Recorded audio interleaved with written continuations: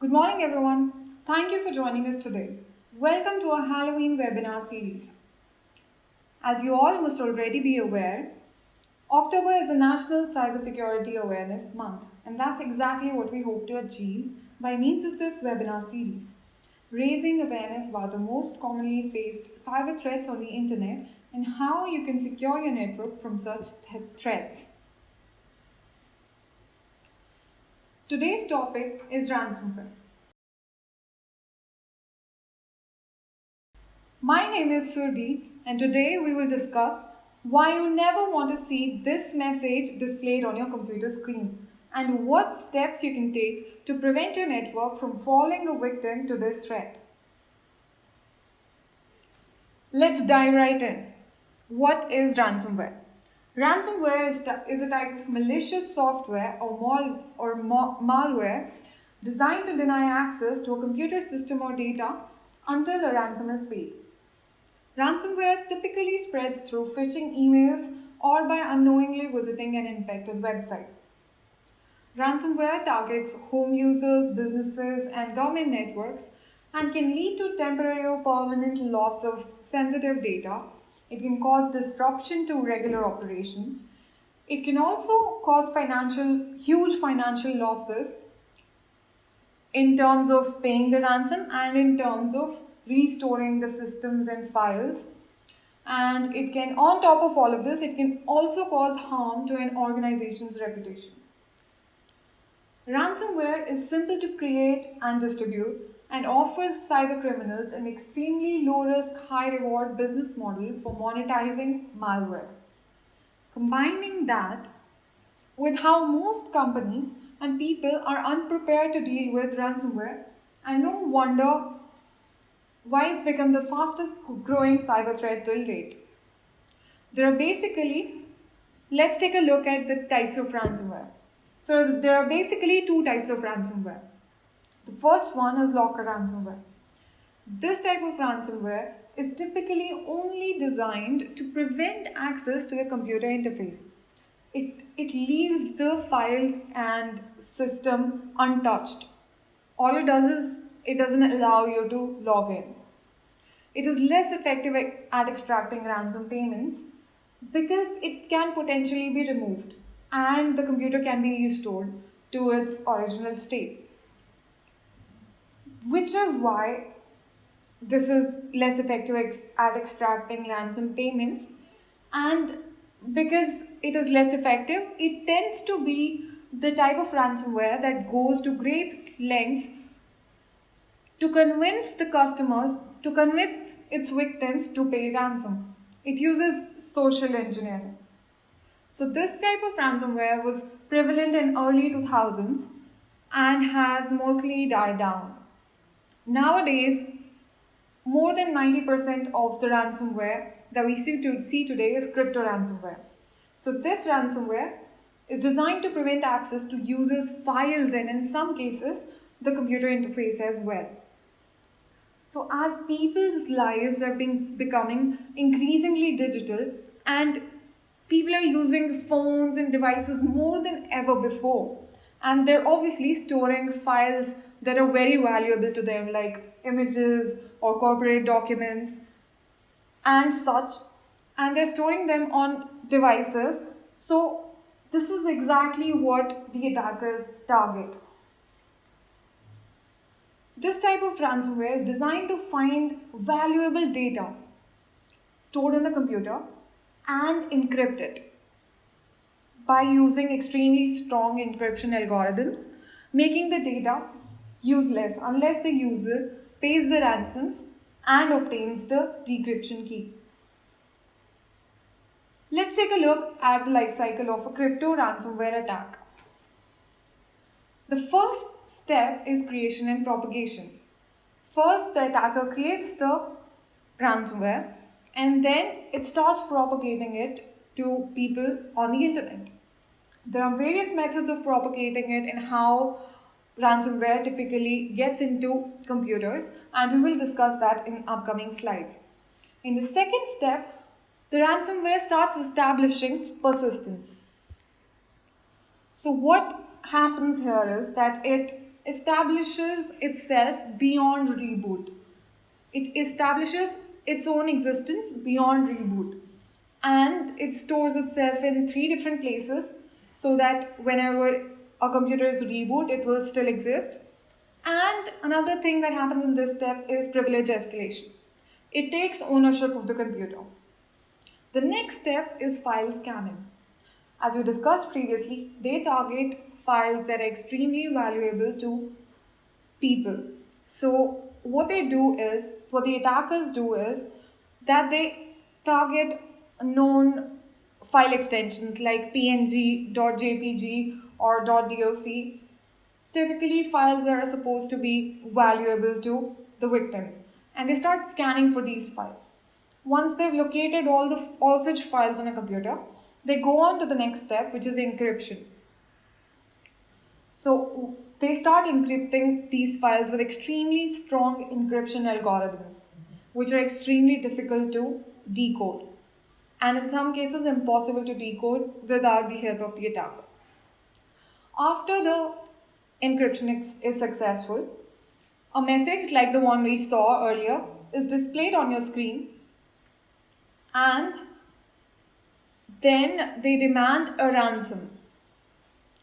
Once you pay the ransom, you do supposedly get the key to decrypt your data, but not in all cases. But even in the majority of cases where you do get your data back, the attack doesn't end here.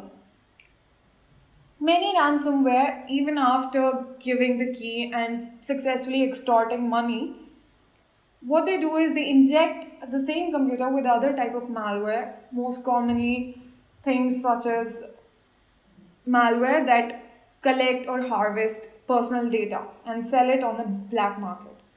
So you have to be extremely careful with such attacks.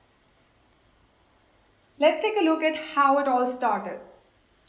Ransomware, the first ever attack on ransomware, was observed in 1989. And this particular attack was carried out by an AIDS researcher. He distributed the ransomware to other researchers via floppy drives that were mailed to their respective addresses. The floppy drive contained a research-related computer-based application. However, it also contained a ransomware which later became known as AIDS Trojan. The ransomware did nothing at first. It just lay dormant, and it only got activated after the 90th time the computer was rebooted.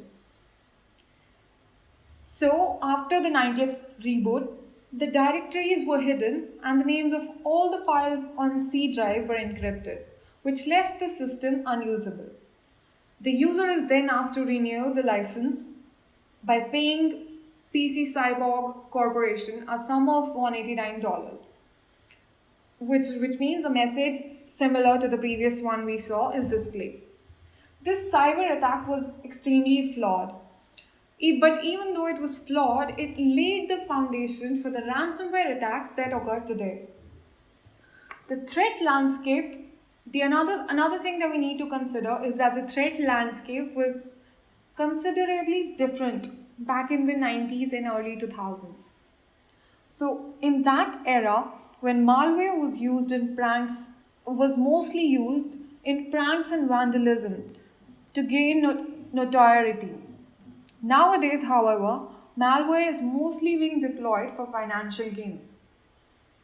Such attacks remained uncommon until the mid-2000s. They rose to prominence in 2005. So the modern ransomware attacks started in 2005 with Trojan.gp coder. And they started using hybrid encryption algorithms, which is a combination of both symmetrical and asymmetrical encryption algorithms. So they started using extremely sophisticated algorithms that made it practically impossible to decrypt the data without the attacker's help. That is the key that you would get only after paying the ransom. So this kept on increasing the sophistication and the variety and the number of ransomware attacks kept on increasing, and in 2011 we saw the first ransomware that adopted anonymous payment services, mostly cryptocurrencies like Bitcoin.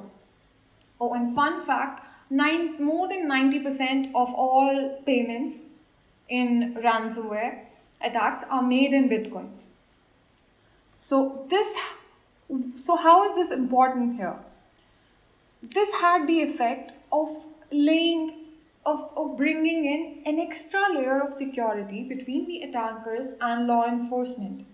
Because now, by using such payment services,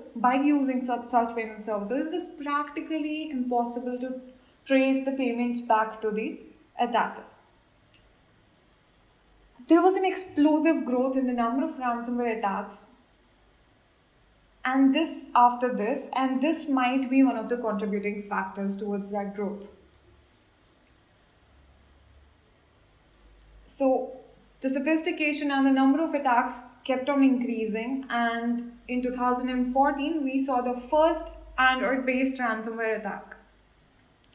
As users increasingly started spending more time on mobile devices, more than ever before, so attackers wanted to tap into the data that was now being stored on mobile devices instead of PCs. So in 2014, we saw the first ever ransomware attack on Android devices, and the threat landscape now moved from PCs only to mobile devices. In 2016, we saw a huge growth in the number of cyber attacks, and one of the major contributing factors was the advent of ransomware as a service. Ransomware as a service is a pay-for-use ransomware created for extortion, which basically means that the attacker writes the code for a ransomware and then puts it up online for sale. So this is important because now it's not just the tech-savvy people who can get hands on ransomware who would have to write code themselves, but now anyone even with relatively less technical skill would be able to get hold of ransomware.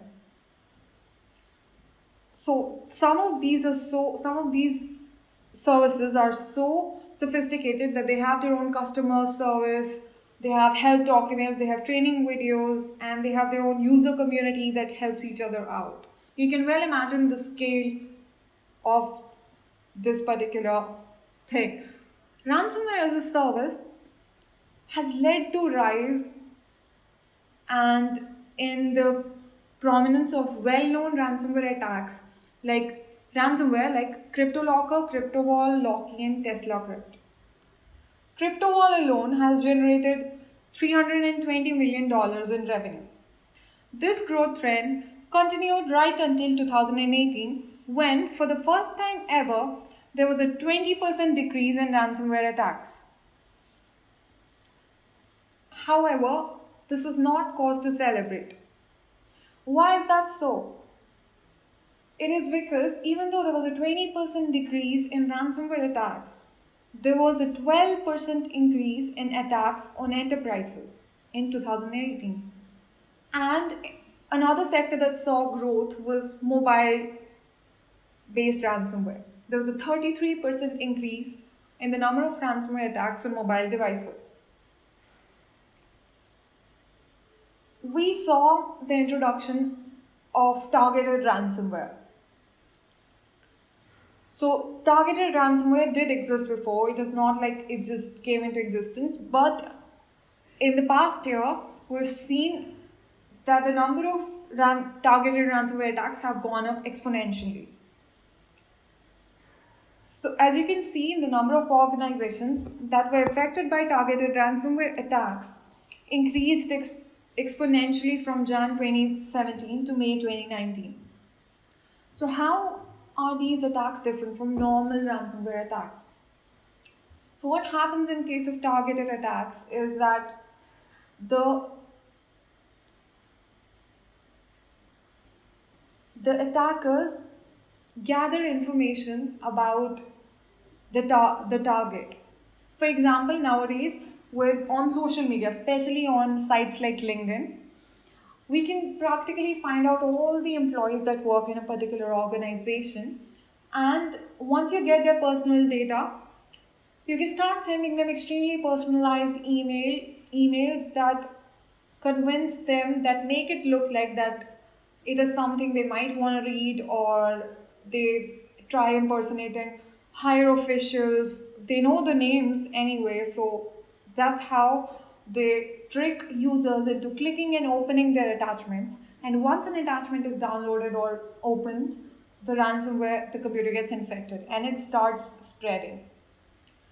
Ransomware attacked 81% of all, so 81% of all ransomware infections in 2018 were enterprises. Now, how does ransomware get into computers or networks? Let's take a look at the infection vectors. But first, I'll ask you a few questions. How many times have you connected to public Wi-Fi, or opened an attachment in a mail received from an unknown email ID, or visited a torrent site? And how many times have you clicked on a link that was not a magnet for a torrent, or opened a link in an SMS from an unknown source?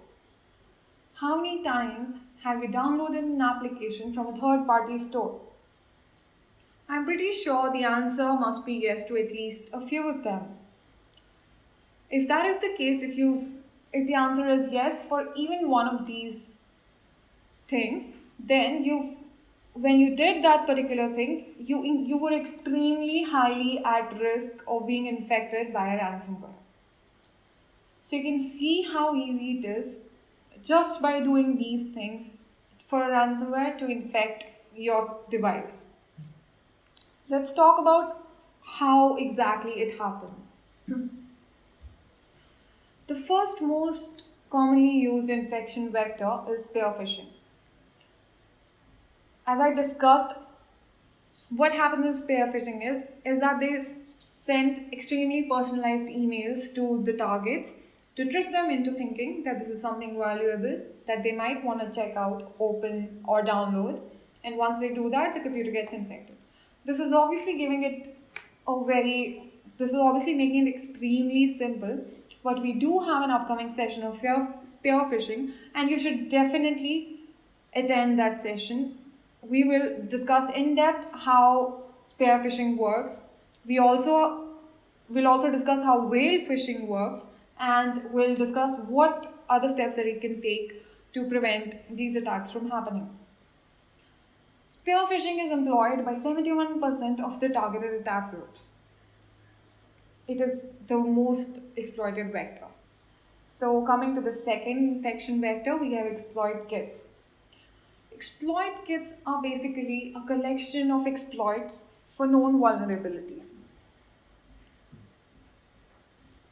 What happens here is that the author creates a collection of exploits for known vulnerabilities. How it works is that a popular website is infected with an exploit kit. Oh, and fun fact, around 30,000 websites are infected each day. There are around 3 billion websites, and I'm pretty sure there are millions of websites that are infected. So there's a pretty high chance that you will come across an infected website. And if the website has an exploit kit installed on it, what happens is that the exploit kit starts probing your computer or device to check which version of the software is running currently. They then find out the corresponding known vulnerability for that particular version. When they catch hold of one such known vulnerability that exists on your computer, they use the exploit kit, exploit for it, and attack your computer. And then your computer gets infected. This is how exploit kits work. Then we have malvertising. Malvertising is basically giving fake ads that lead you to infected websites or lead you to download in malware. This is quite prevalent as well. The next important thing is poorly secured services. There are several instances of attackers where they compromise poorly secured services. For example, Crisis, which is a latest ransomware, it has repeatedly been observed attacking organizations using poorly secured services, for example, like RDP services, and it takes advantage of leaked or weak credentials. Another vector we have is secondary infections. Secondary infections is basically if a computer is already infected with another type of malware, and when that particular malware is used to deliver the ransomware onto that particular computer. So secondary infections, this is how they exploit your computer to get into, they exploit the already existing malware to get into your computer. Then come SMS messages. So SMS messages, I'm pretty sure we all have keep receiving in fact SMS messages every now and then from unknown sources. These messages more often than not contain malicious links. And if you click on them, they lead you to download or lead you to a website that is infected, and the same process occurs all over again. Another thing we have is downloading applications from third-party app stores, particularly for mobile devices. So even on Google Play alone, there are hundreds of known infected applications. If a platform that is supposedly as secure as Google Play has infected applications, then imagine the ratio of infected applications there will be on third-party app stores. So this is why you need to stay away from downloading applications, and you need to ensure that no one in your network does the same. This is one of the biggest exploited infection vector in case of mobile devices. However, this isn't the only one, and there are many other infection vectors, and we have an upcoming webinar on mobile devices. Make sure you attend it to understand exactly how mobile devices are threatened and what threats mobile devices face and what you can do to secure it. Another thing we have is brute forcing passwords. So this can easily be prevented by enforcing an extremely strong password policy or by enabling two-factor authentication. Lateral movement. So once a computer gets into your network, it obviously doesn't just stay on that one particular computer.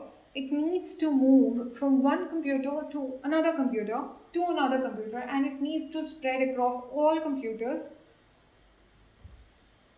to cause as much of a disruption as possible. Because if just one computer was infected, they would obviously just isolate that particular computer and nothing would happen basically.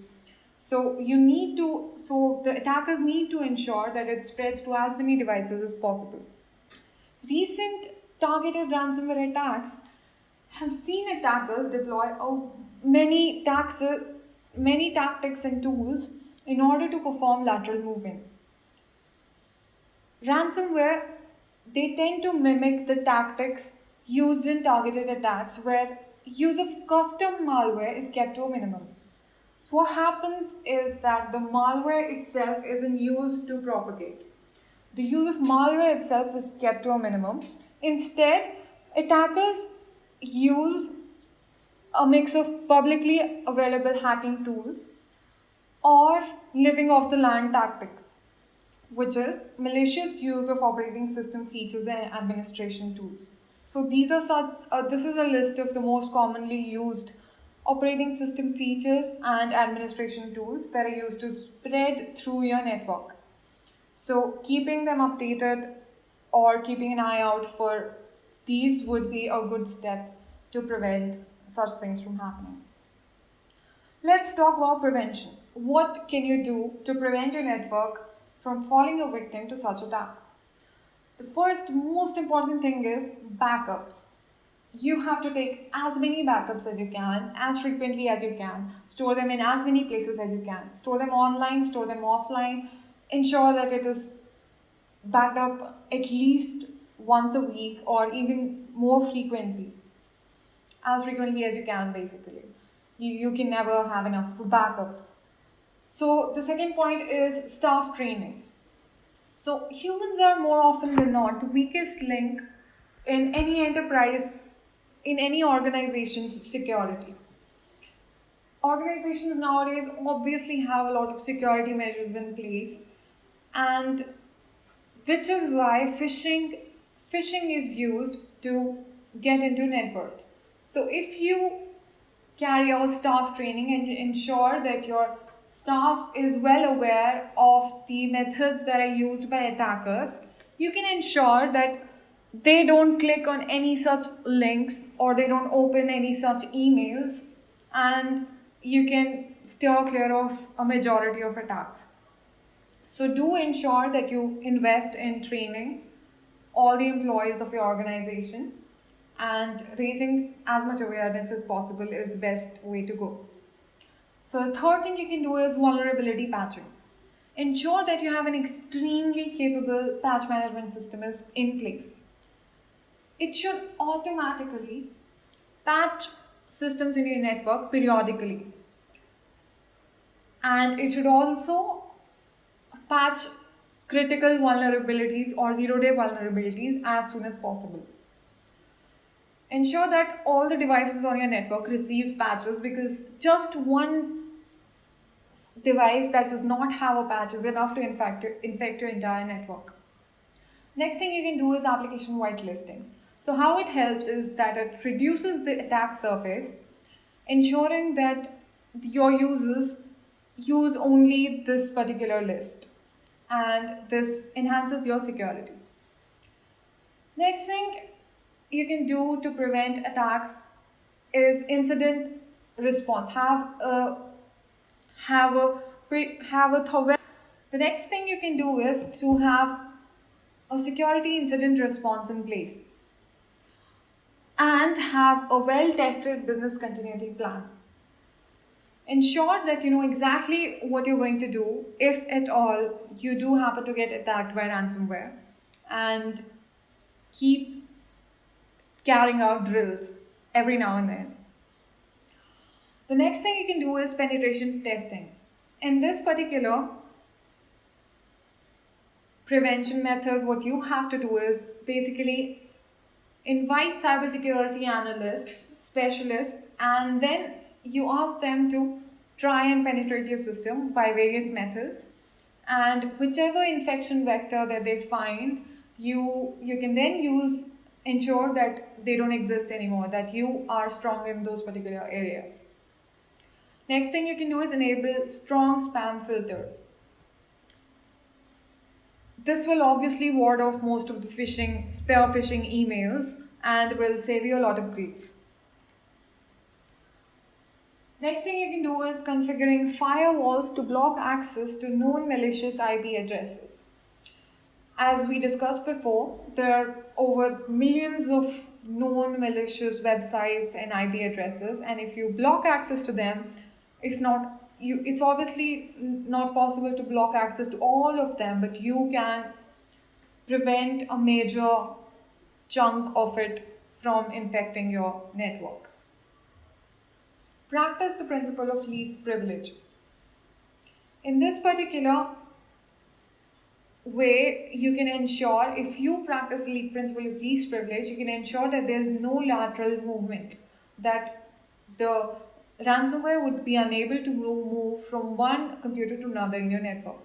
Update PowerShell regularly. As we discussed, it is one of the most frequently used tools to move laterally and live off the land tactics.